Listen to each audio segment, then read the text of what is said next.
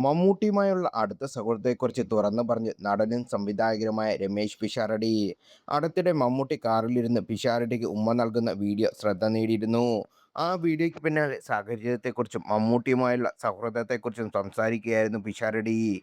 തിരഞ്ഞെടുപ്പ് ദിവസം നടന്ന യാദൃച്ഛികമായ കൂടിക്കാഴ്ചയ്ക്കിടെയാണ് ആ വീഡിയോ പകർത്തിയെന്ന് പിഷാരടി പറഞ്ഞു.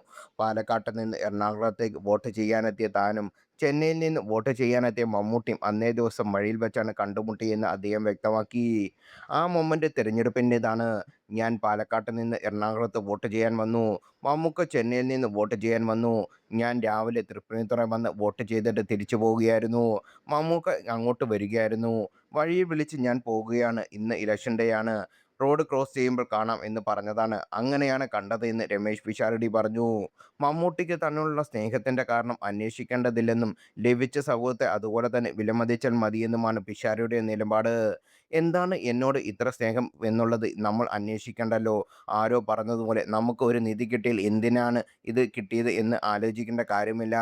കഷ്ടകാലം വന്നാൽ എന്തുകൊണ്ട് വന്നതെന്ന് ആലോചിച്ചാൽ മതി. നല്ല കാലം വന്നപ്പോൾ എന്തുകൊണ്ട് വന്നു. നല്ലൊരു സൗഹൃദം എങ്ങനെ ഉണ്ടായി എന്നൊന്നും ചിന്തിക്കേണ്ടതില്ലെന്ന് പിഷാരടി പറഞ്ഞു.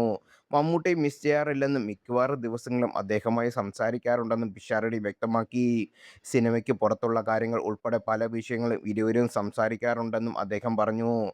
മമ്മൂട്ടിയുമായുള്ള സൗഹൃദം മറ്റൊരു തരത്തിലേക്ക് ഉത്തരവാദിത്വം തനിക്ക് നൽകിയിട്ടുണ്ടെന്നും പിഷാരടി പറഞ്ഞു. ഇപ്പോൾ മമ്മൂട്ടിയോട് പറയാനുള്ള കഥകളുമായി പലരും തന്നെ സമീപിക്കാറുണ്ടെന്നും താരം വ്യക്തമാക്കി.